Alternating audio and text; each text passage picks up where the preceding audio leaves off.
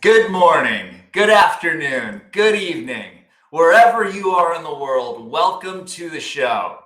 People approach us here at Product Mentor every day, and they want to know what it actually takes to become an entrepreneur and what an entrepreneur actually looks like. And so if that's you and you're asking yourself those same questions, you're in the right place. Today, I have a very special guest on the show with me, and Stephen Ritch and I are going to be interviewing him, Bryan Lawrence, who is the owner of Creepy Candles and a client of Product Mentor. So let me bring these guys in. Bryan, How's it welcome. going? And Stephen, welcome back. It's great to see both of you.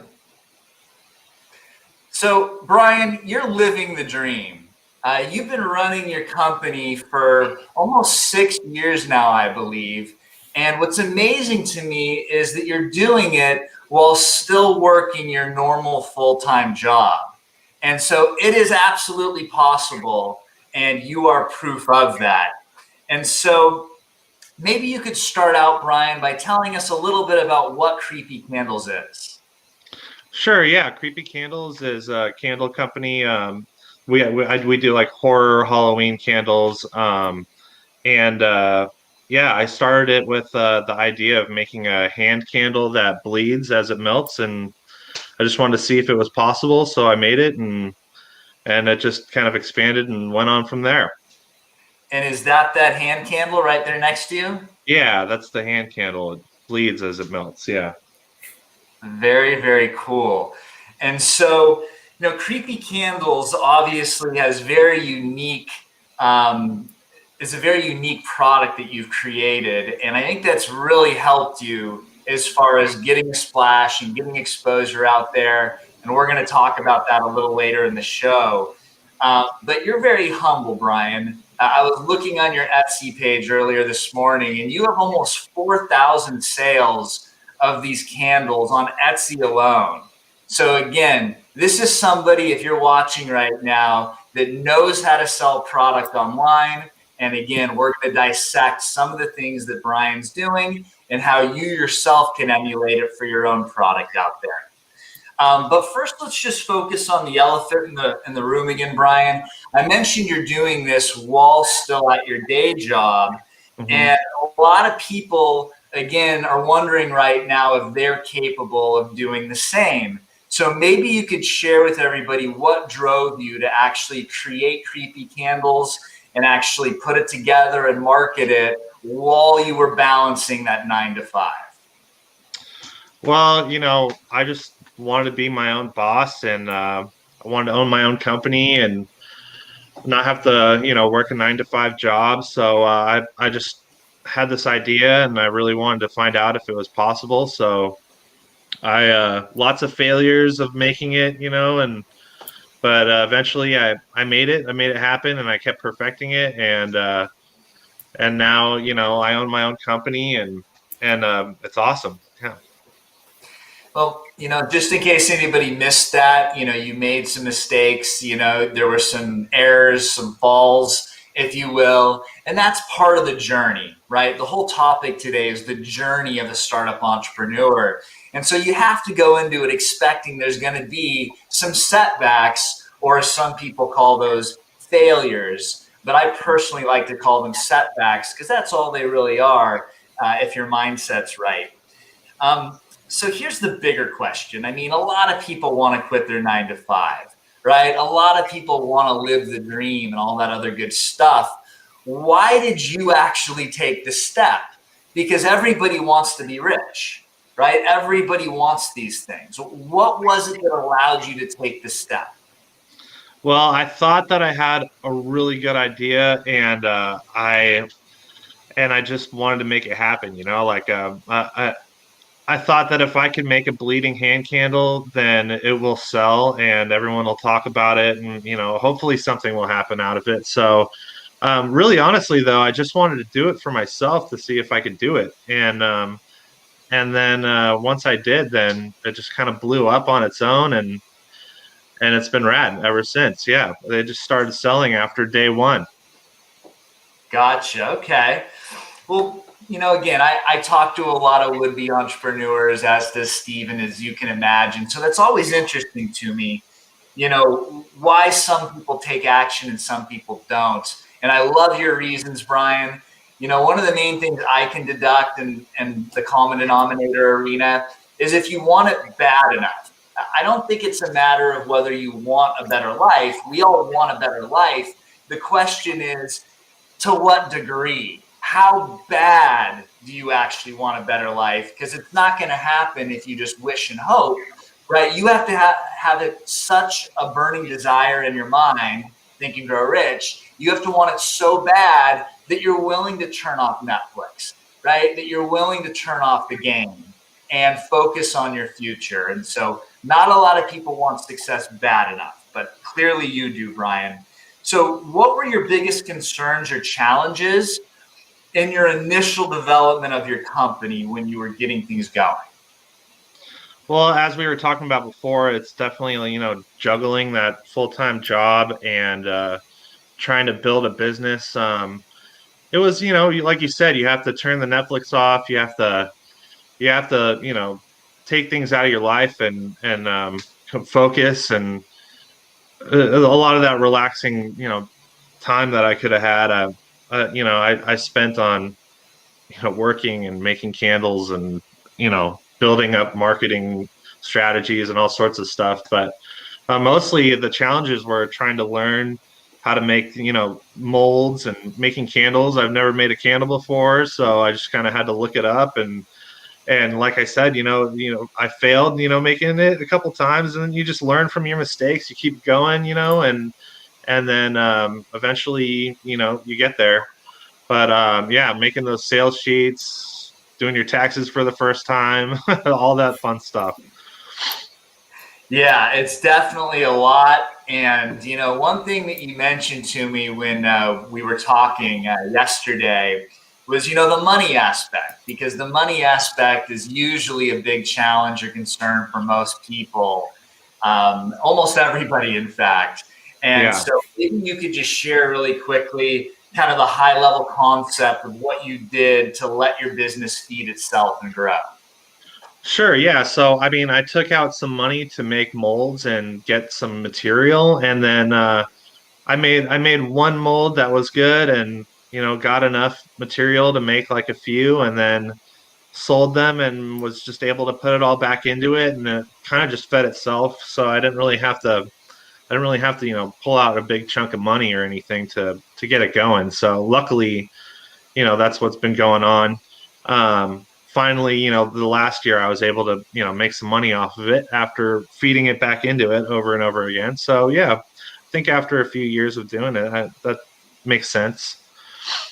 And I love that story, Bryan, because some people might get into the candle business and think, I need to order 10,000 units of these and then try to sell them, No, right? yeah, And that's the old school, the traditional way to bring a product to market. So I love the fact that you did things incrementally and used your profits. Initially, you were making them yourself, but now you have a full manufacturing facility, correct? yeah. Well, I mean, I think building it slow is smarter too, because you got a feel for if it's a good product, if it's you don't want to go out buying 10,000 candles of something that might not sell. So I think it was smart that way, kind of build it slow. Don't, overshoot it. Right. And instead, save that money for promotion and marketing and Right. to get those initial sales. Don't spend all your startup money on inventory. That just breaks my heart when I see entrepreneurs make that fatal mistake. And so, as far as you being further along than a lot of people, right? When you came to Product Mentor, you already had thousands of sales, all this momentum, all this traction. And so, why did you feel like you needed to enroll in Product Mentor, being where you already were in your business? So I like to think that I think big. I want to expand bigger and get these in huge retail stores and make this a full-time gig. So, choosing you guys, it's awesome because, you have professional experts who've been through this, you have connections. So, I wanted to get those connections and figure out how to make this you know, a big company where I can have these around and, Hot Topic and Spencer's Gifts and, you know, Target or wherever we can get them in. So that's the reason I wanted that guidance from you guys, and I didn't want to make the costly mistakes of just doing it on my own and then jeopardizing everything I've done so far because I made a boo boo. So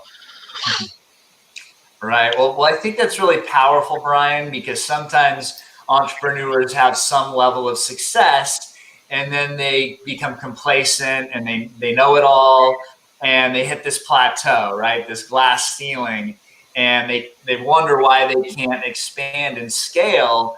And sometimes we don't know what we don't know. And so you are aware of the fact that for you to break through that glass ceiling, you are going to need to get some additional experience that maybe you didn't have. And like you also mentioned, connections, which are key. It's not what you know as much as who you know. yeah, And, and we've all heard that cliche, but let me tell everybody again, it is absolutely true, right? Having the right people to open the right doors can be a game changer for your business and your professional life.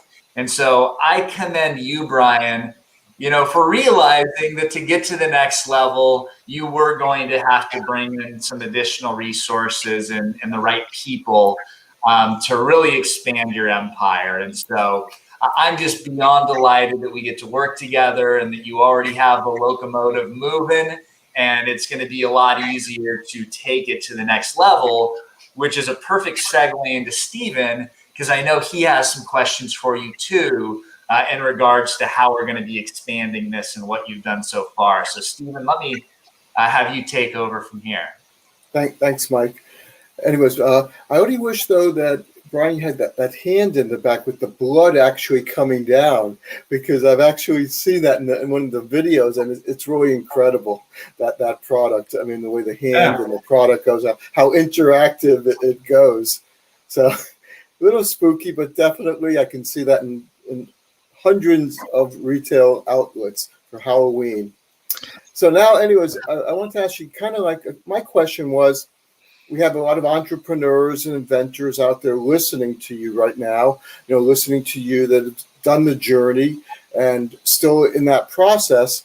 But my question is really about how important you felt that whole process you're going through now, launching not only a product, but an entire company. And that sometimes I see that inventors, entrepreneurs in the very beginning, it's a little scary. They don't know what there is going to happen. They don't know what to expect. And a lot of it is really just normal, what happens. But kind of just maybe tell us how that process and launching the product has worked for you. yeah. I mean, like we said, it can be scary, but I feel like if you've got a good idea, then you just got to power through it and, make it happen. And, like I said, I want it to be a big company. So, using you guys is definitely an awesome help. But, yeah, I mean, the process of starting up is, make those production timelines and get that retail packaging done and all sorts of things. I mean, you know, pitch decks, and if you need crowdfunding, go for it. But yeah, I mean, I've learned a lot from you guys, so that's definitely helped. But I have figured out a lot on my own from, YouTube is a huge tool. I mean, I've learned so much with the process of starting up, and figuring out how to make these is just like use YouTube as much as you can to figure out how to make your craft better, and that'll help you a lot. Save you some money too, definitely. That's a great suggestion there. I know when you did the tooling and we talked about it, and then something like that, especially on a candle, is so intricate and the detail that you did. How I remember you telling me how through YouTube and you just watched a lot of videos and you learned a lot about that craft. Yeah, I talked to a lot of mold makers too, and went to if you go to your supply store and they most of the time they know what they're talking about, so get some advice from them too. Okay, great. Next kind of question I have talking about, Bryan, is just marketing your company.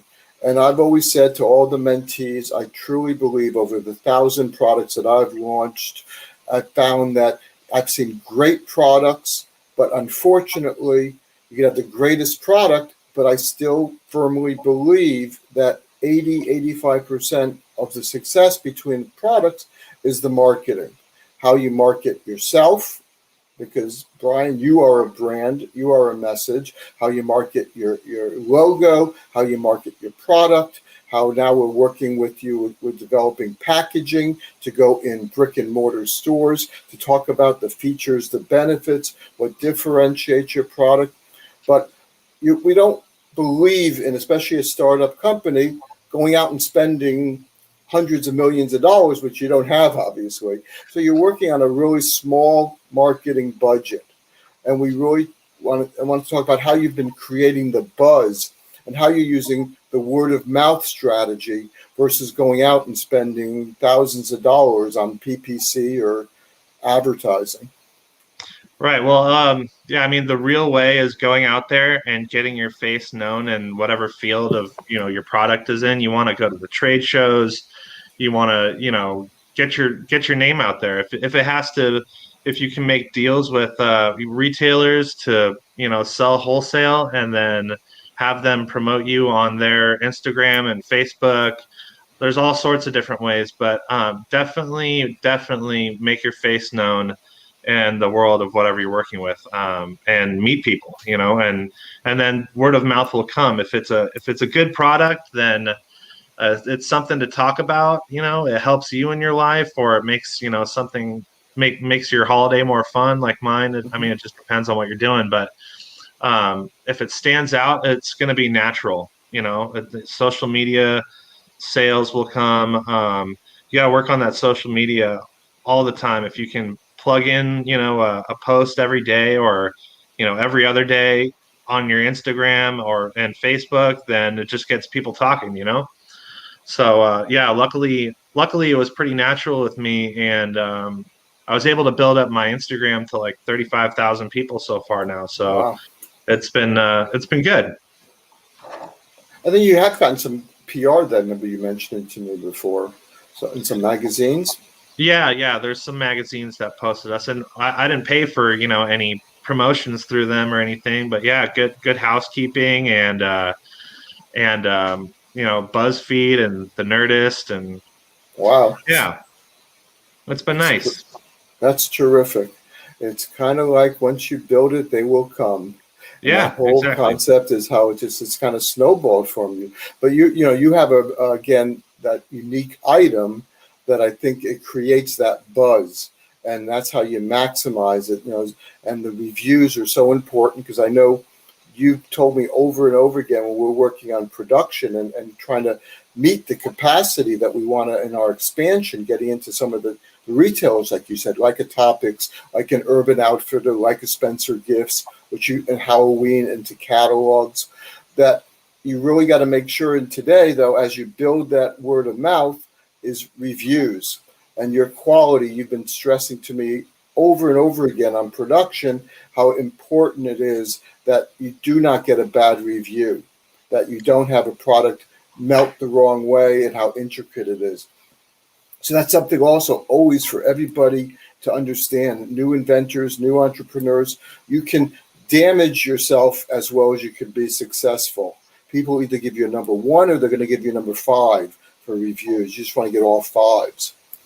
So now the final question. Now as we're going into that next phase, we've got factory working on production, getting you the right pricing to be able to maximize, so you'll be able to, now producing thousands of pieces. That our goal is with you with the factories is how are you now planning, because now it's changing from just going business to consumer, you're going to be now growing so that you'll be going business to business. So what have you been doing kind of to present yourself or get ready for your future, working with those retail buyers to really promote the Creepy Candle collection and that launch to your next phase? Yeah, well, you got to make a professional sales sheet. Working on doing that once I work with my manufacturer on, meeting like the growth production that's possible and figuring out, what my wholesale could be. And I've had wholesale in the past, and it's worked. But once you grow, you want your manufacturer to make more in a certain period of time, so your cost can go down, and then it's a different number. So that's what I'm working with, and also getting assistance from you guys to reach out to the big boys, the key retail buyers, and also working on my retail packaging right now. So trying to get that done, do it right, and have a packaging a package that can sell the product itself. So definitely working on that, and that's the next go-to. That's terrific. And it is, like we said a minute ago, it's a process, it's a strategic plan. Like you're working on your pitch deck, your business plan, and then you've done all the research that we've showed you how to do. Now the packaging and the design, you've got your logo. It's all a thread to create a consistent brand message. And that's what really develops a company. Besides just having a great product that you have, is that whole process. It's like a baseball game. I always teach the mentees, you got to get to first you got to hit the ball, then go to first base. And so many times I see people want to go, before they even hit the ball, they're on third base already. So I understand how you're walking through it, except for begin it and slowly go through your journey. Great. Wow, so much great information. And, one thing I really like about your situation, Bryan, that Stephen helped pull out is the fact that, you have these online sales. When we go and approach big box retailers, the big boys, as you put it, right? How much easier is that going to be now, already having sales and a track record? And so for people out there listening that are just starting out, it's typically easier to sell your product online first than it is to get a giant purchase order at Target or any big box retailer for that point. So, the analogy of baseball is so true. Bryan is probably on second base now, and we're helping him round third to go into the retail space now, leveraging his sales that he's got online as that, that validation that the retailers are going to need. And as far as the word of mouth and getting your name out there, another really cool thing is Bryan's actually going to be on a TV show. It doesn't air today, but he's going to be recording it later today. And so, again, Bryan is drinking his own Kool-Aid here, folks. He doesn't just say, get your name, get your face out there. He's actually going to be on TV, and we can't wait to follow up with that, Bryan, and see how all that goes. Thank you so much for going over everything today. I learned a lot, and I keep looking out of the corner of my eye, and I keep thinking you're raising your hand at me. And as much as I'd like to buy that particular one, I know I'm going to go to Etsy like everybody else. And so what we're going to do after the show, Bryan, is put your Etsy store link in a comment below this Facebook Live. So if anybody wants to check out Bryan's amazing candles, we definitely recommend you go take a look. So look for that just about 10 or 20 minutes after the show. Bryan, any final advice for everybody before we go today? I guess my advice would be if you've got an idea in your head and you think it's a really good one, then do it, and don't let all the setbacks. I was calling them failures earlier, but they are setbacks. So just keep pushing through. And if you think it's a really awesome idea, do it. because it's just going to make your life so much better, and you can make money. You can make that side money, if at least side money, if you can't do a full-time company. So that's my advice for sure. Well, thank you for that. Excellent advice. Thank you again for being on today, both of you. Thanks. So what do you think? Do you have a new product that you're trying to sell online? Did anything Bryan share with you resonate? Go ahead and leave your comments below. We do reply to every single comment, and we would love to help you out on your journey as well. Until then, the entrepreneurial dream is closer than you think. Take care.